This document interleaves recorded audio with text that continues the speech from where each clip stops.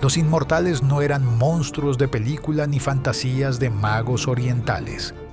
Eran la unidad militar más profesional y letal de su época. Para un soldado enemigo, verlos aparecer en el horizonte significaba una sola cosa: la batalla ya estaba perdida. Eran la guardia personal del Rey de Reyes y operaban bajo una regla inquebrantable.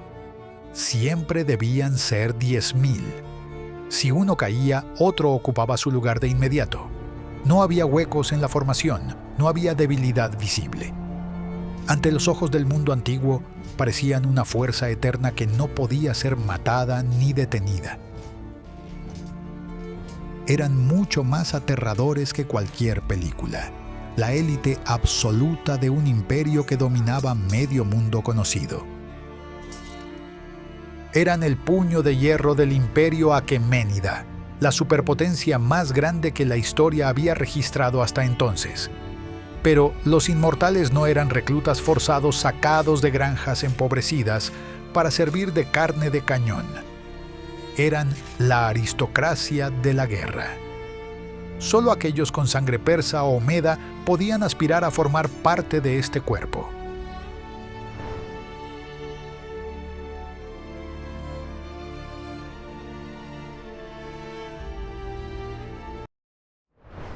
Su vida no comenzaba en el campo de batalla, sino mucho antes, en los patios de entrenamiento de la nobleza. Desde los 5 años la infancia dejaba de existir para estos elegidos. Eran apartados de sus madres y entregados al Estado. Su educación era una mezcla brutal de adoctrinamiento religioso y condicionamiento físico extremo en las áridas montañas de Irán. Se les enseñaba bajo 3 principios fundamentales que definían la moral persa: montar a caballo, disparar el arco y decir siempre la verdad. La mentira era considerada el peor de los pecados, una ofensa contra el orden cósmico. Esta educación creaba hombres que veían la lealtad al gran rey no como una obligación contractual, sino como un acto de devoción espiritual. Servir en los 10.000 era el honor supremo, y cada hombre en esa formación sentía el peso de siglos sobre sus hombros. El entrenamiento físico estaba diseñado para romper al débil. Soportaban el calor abrasador del desierto y el frío cortante de las estepas con escasa comida y agua, aprendiendo a sobrevivir donde otros ejércitos perecerían de inanición. Se convertían en maestros del arco compuesto, capaces de disparar con precisión letal desde la silla de un caballo al galope. Una habilidad que desconcertaba a los guerreros occidentales, acostumbrados a luchar a pie y de frente. Su nombre, Inmortales, nos llega a través del historiador griego Heródoto.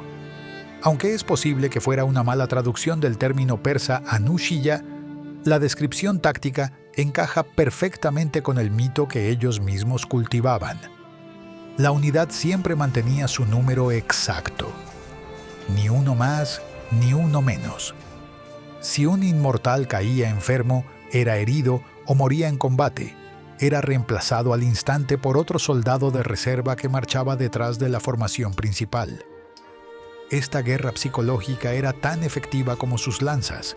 La idea de luchar contra un enemigo que se regeneraba automáticamente quebraba la voluntad de los opositores antes incluso de cruzar espadas. Su apariencia en el campo de batalla era un despliegue de poder diseñado para demostrar la riqueza ilimitada del rey. A diferencia de los austeros griegos, los inmortales iban a la guerra vestidos como reyes. Vestían túnicas largas y ricas, bordadas con colores púrpuras y amarillos. Llevaban joyas de oro macizo, torques alrededor del cuello, brazaletes y aros. Pero bajo esa seda y ese oro, la muerte acechaba. Debajo de las túnicas llevaban una armadura de escamas de hierro o bronce, superpuestas como las de un pez, que ofrecía una protección flexible pero resistente. Su equipamiento era un testamento a la versatilidad. Mientras que un hoplita griego estaba diseñado para una sola cosa, el choque frontal, el inmortal, era un maestro de todas las distancias.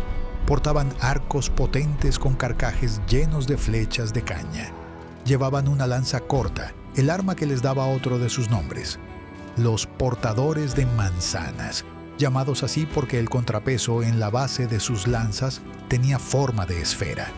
De oro puro para los 1000 oficiales de mayor rango que marchaban al frente, y de plata para los 9000 restantes. Y para el combate cerrado desenvainaban el aquinaques, una daga larga perfecta para apuñalar en las brechas de la armadura enemiga. La historia de sus campañas es un mapa de la ambición persa. En el año 525 a.C., bajo el mando de Cambises II, los inmortales marcharon hacia Egipto. En la batalla de Pelusium demostraron que no solo eran guardias de palacio, sino conquistadores implacables. Cruzaron el desierto del Sinaí, una hazaña logística en sí misma, y destrozaron al ejército egipcio.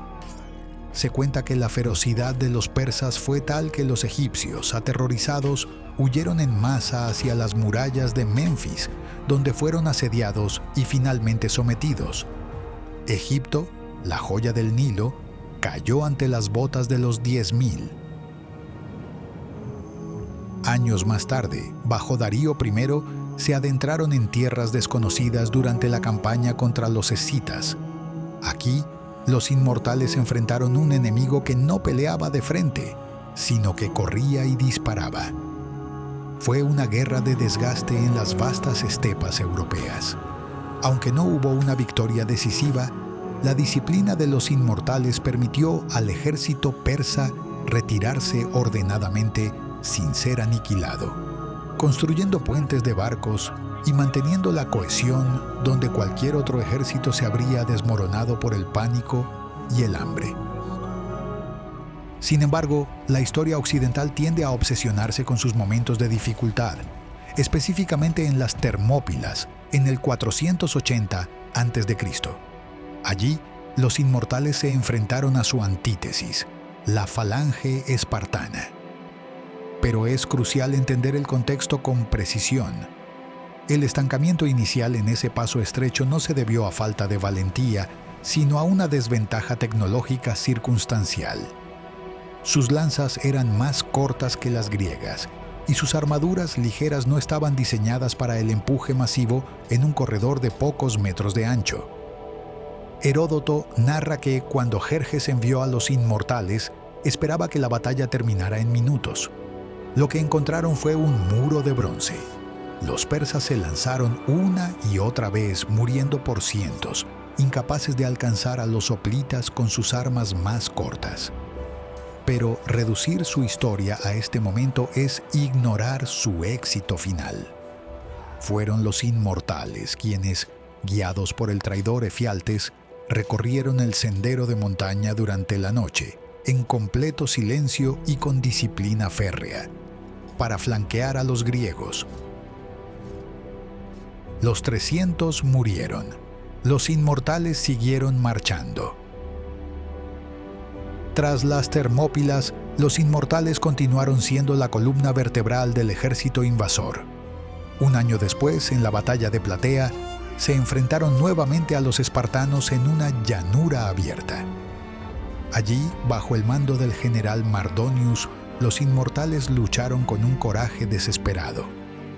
A pesar de que sus armas no podían penetrar las pesadas corazas griegas, se cuenta que los persas agarraban las lanzas enemigas con sus propias manos para romperlas y tratar de abrirse paso con sus dagas. Mardonius luchó rodeado de sus 1000 mejores inmortales hasta que cayó muerto. Incluso en la derrota demostraron que su fama no era inmerecida. Murieron en su puesto, protegiendo a su general sin dar un paso atrás hasta ser aniquilados. Pero la unidad fue reconstruida. Durante el siguiente siglo y medio, los inmortales siguieron siendo los árbitros del poder en Asia, sofocando rebeliones en Babilonia y manteniendo la paz del rey. Su mera presencia bastaba a menudo para que los sátrapas rebeldes depusieran las armas. Vivían en un lujo inimaginable.